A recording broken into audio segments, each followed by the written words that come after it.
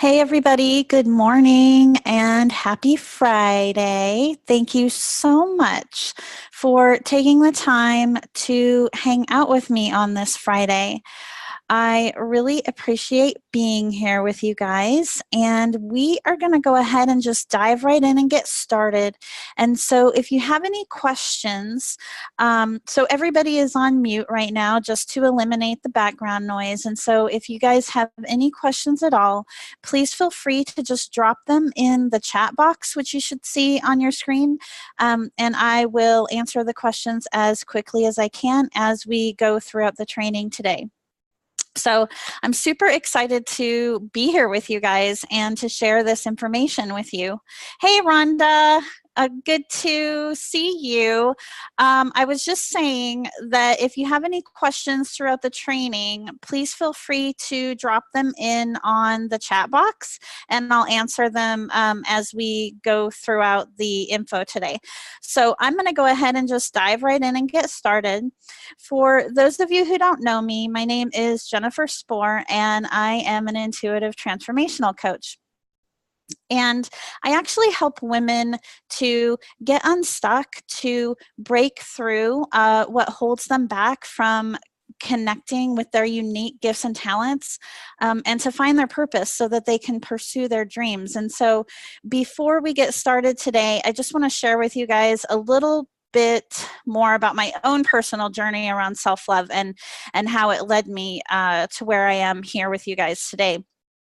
So before I started my coaching practice a couple years ago, I had another career where pretty much I felt like I had to be on 24/7 because I was in a higher level leadership position. And so I was often dealing with challenges that were happening outside of what a lot of people would consider normal business hours. So beyond my job, which pretty much felt all consuming, I was usually then spending time with friends or family and leaving actually very little time for myself. And for anyone who's on this call, I know that you're definitely similar to me, right? And that's that you love to give back to others. And I love to give back to others too. But what I found that was happening over time is that instead of feeling happy, about giving to others, I was starting to feel just really drained and exhausted and just overall depleted. And if we're being honest, at one point, I even kind of started to feel a little resentful because I was like, what gives? Why does it feel like everyone always wants a piece of me? But I realized that actually wasn't the case at all. That I was the only one who could be responsible for changing my life and for having time for myself, and I was the only one that could be responsible for making sure that I was fulfilled. And so that led me to making some changes, and a lot of the changes that I made, I'm actually going to be sharing with you today. So anyways, I made those changes in my life, and I found that I was able to even give more to others when I started making space for myself first, when I started making more self-honoring decisions in my own life. I actually felt a lot more fulfilled, and I was able to give to others from a place of joy, from a place of just feeling really fulfilled, and from a place of unconditional love. And that's why I'm so passionate about sharing this with you guys today, because I want everyone to be able to do the same, right?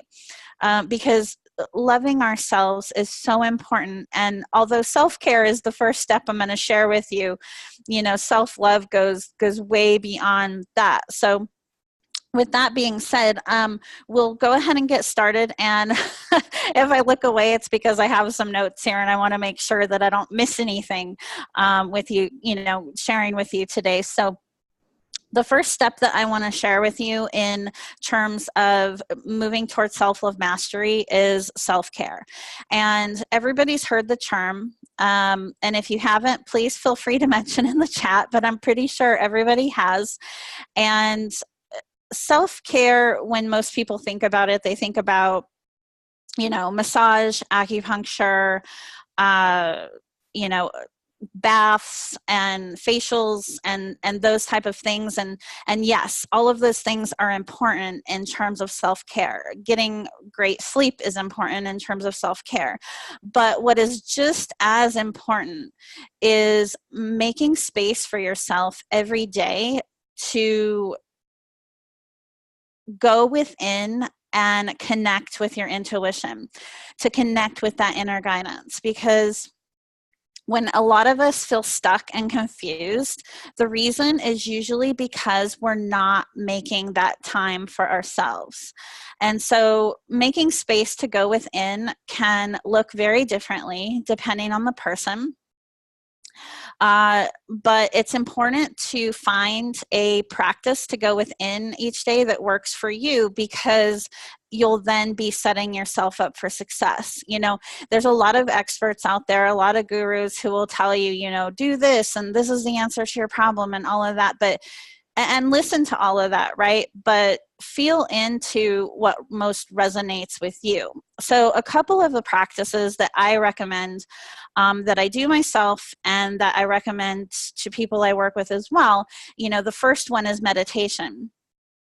There are so many benefits to meditation, because meditation, making that space to go within, can actually set the tone for your day in terms of making sure that you are centered and focused, and which results in higher productivity as well. And what meditation can do is also help you to forge a stronger connection with your intuition, which is also a massive confidence builder. So meditation is one. Journaling is another one. Journaling is a great practice because oftentimes we have a lot of thoughts, emotions, and even ideas within ourselves at a subconscious level that we don't have an outlet to tap into. And so journaling can be great for that. Journaling can give you an outlet with which to bring those thoughts and feelings and ideas forward. So those are two practices that seem to work pretty well for most people in terms of making that space to go within. Another thing that is really important to do daily, if you can, or as much as you can, is to have some type of movement. Okay. And that could look, again, differently for different people. So it could be running, it could be walking, it could be yoga. It could be weightlifting, it could be any number of different sports, but it's really good to have a routine for movement that you enjoy, because what that does, beyond getting you in shape, is it allows the energy to move in throughout your body. It allows the energy to flow. When we have times that we feel stress and anxiety, and any other of those number of negative emotions, you know, said event can stay in our central nervous system for up to several days after you know it's initially occurred. And so exercise really gives us that outlet to be able to release that energy, to move that energy, and to allow ourselves to heal. So movement is super important. And does anyone have any questions at this point about the first step, about self-care? Okay, awesome. So I'm going to move on to the next step that I want to share with you, which is time management, right? And you might be thinking, you know, what the heck does time management have to do with me loving myself? It's huge. Because again, as someone who really enjoys, you know, giving back to others, what tends to happen with us is that we can overcommit. Okay. Because we don't want to say no to anyone and we want to make everybody happy.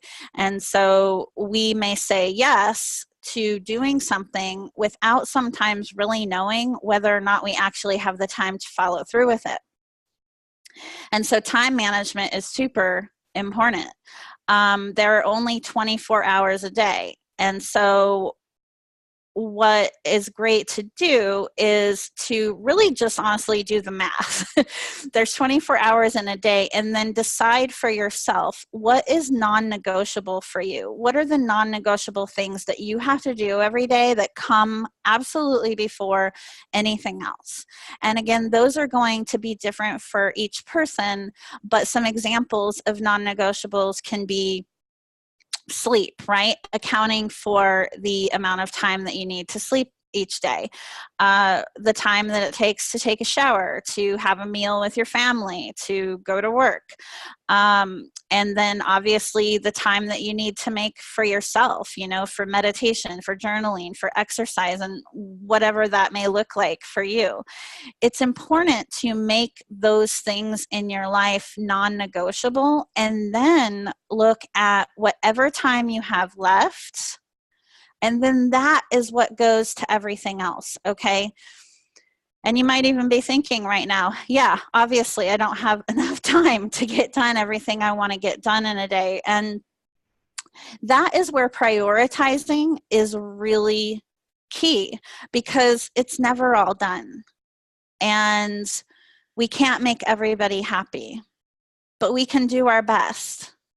And we're actually serving ourselves better and serving others better by knowing whether or not we have the time to commit to do something. So that is what I have on time management. Does anyone have any questions on that?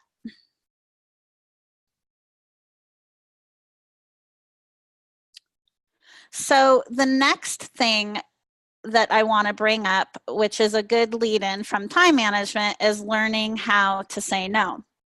So as I kind of mentioned a couple of minutes ago, it isn't possible to make everybody happy. And especially as you become more effective in managing your time and in caring for yourself and in prioritizing, there are going to be times that you need to be able to say no to other people. And it is possible to do that in a way, right, that allows you to assert your boundaries and also communicate effectively with others.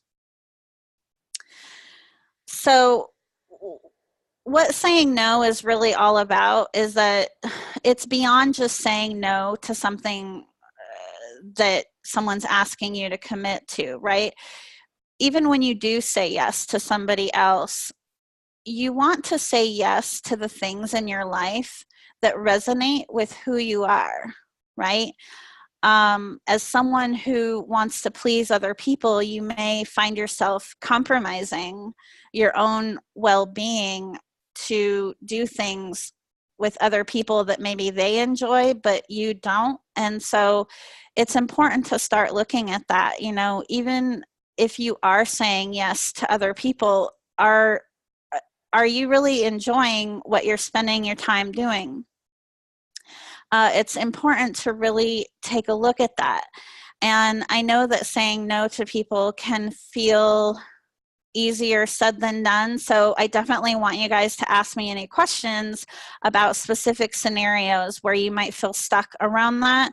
And if you don't think of any questions around that now, please feel free to reach out to me. You can, you know, private message me or email me, and I'm happy to answer any questions for you around that. But asserting those boundaries and making time and spending time on the things that you want to do is so important. And so any questions on saying no? Okay, so the next step that I want to share with you guys is actually, you know what? This is the fun of doing something live.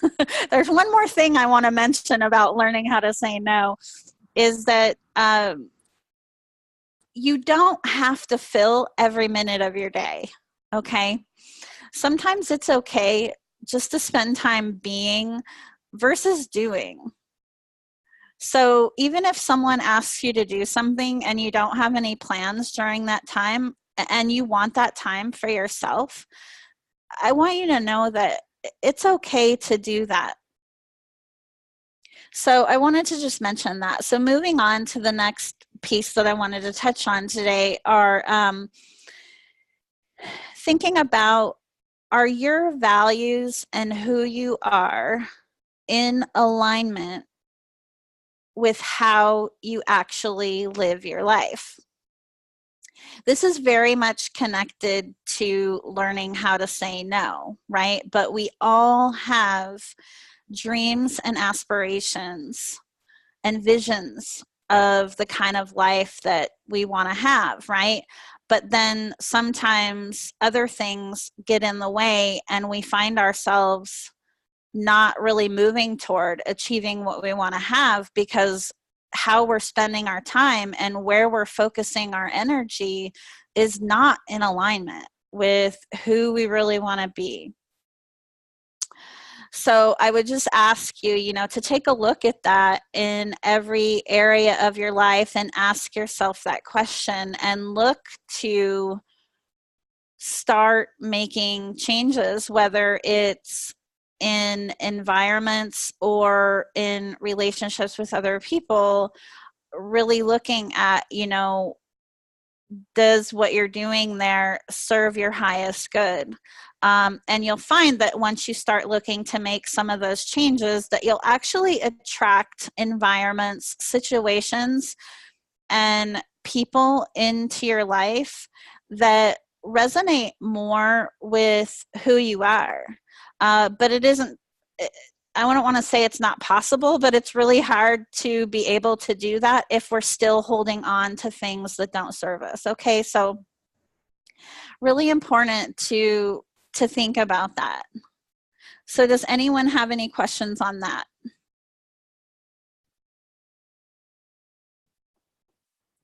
Okay. So I am blowing right through this training today. Please let me know if you guys have any questions.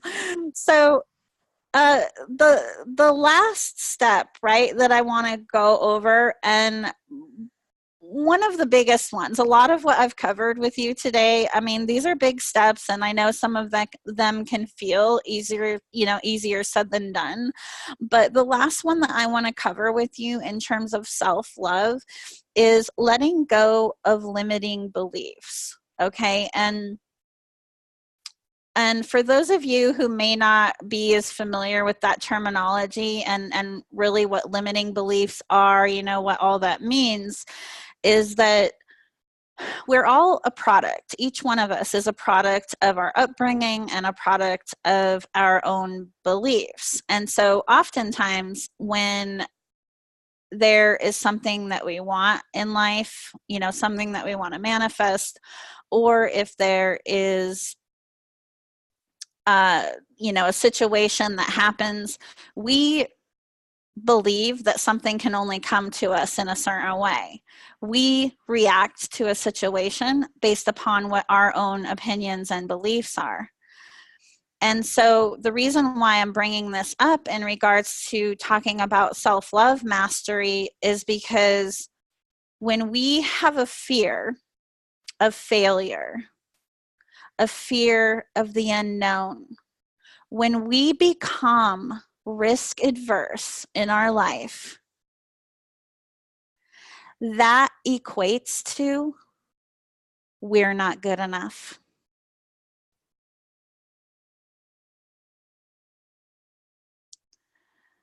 So, where fear is concerned, unless we're in imminent danger, we're being chased by a bear or something, fear is not really real. These kind of negative beliefs that we have about ourselves, they're thought patterns, and these thought patterns have a root cause.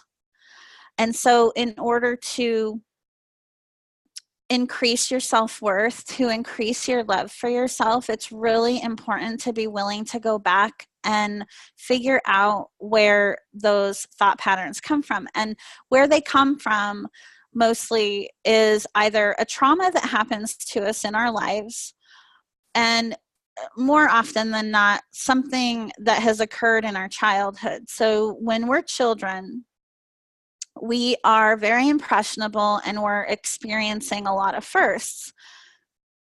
So, for example, the first time that you may have felt the fear of failure, what happened at that point is that you felt that fear and you shrunk back, right, in order to protect yourself.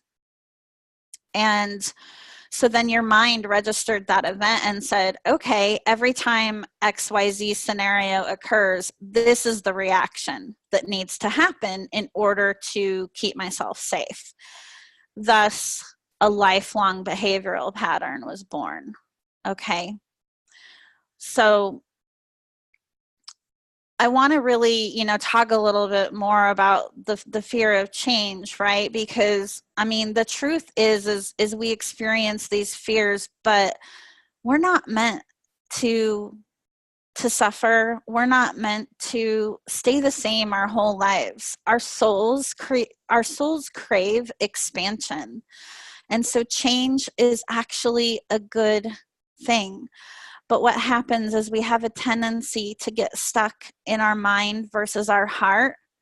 And the mind is where the fear comes from. And so we sometimes allow it to hold us back. When if we follow our heart and be willing to honor, ourselves and what we're feeling called to do, I promise you all the other steps will fall into place. And you're never going to see the whole path ahead because you're creating a new one. Okay, so I really wanted to spend a little bit of extra time talking about that and leave that with you in terms of some food for thought.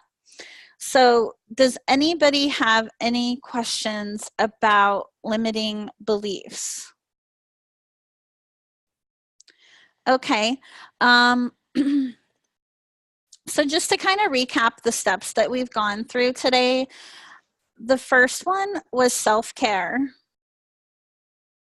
Okay, and that's about making space for time to go within, in addition to however you're taking care of yourself physically. And then also we discussed the importance of movement, okay?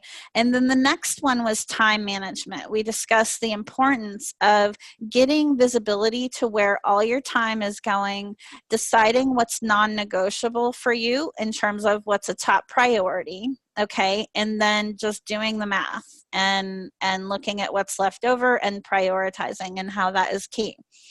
And then we talked about learning how to say no in terms of asserting boundaries and making more self-honoring decisions there.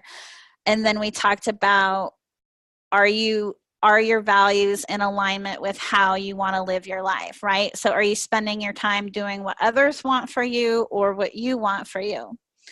And then letting go of limiting beliefs. We just discussed that in terms of understanding that our fears equate to us not feeling like we're good enough. So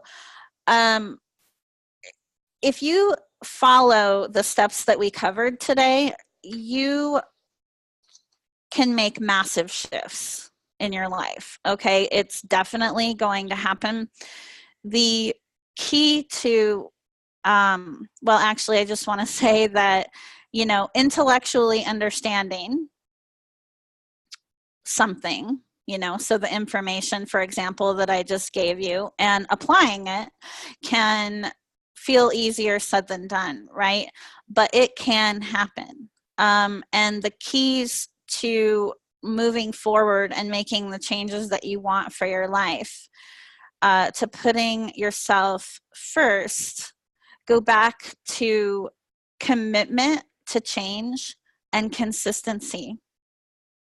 I talk to a lot of people that I'll tell them, and I'm sure you guys, knew about some of the information that I shared with you today, right? I mean, they could say, oh, yeah, I already know about meditation.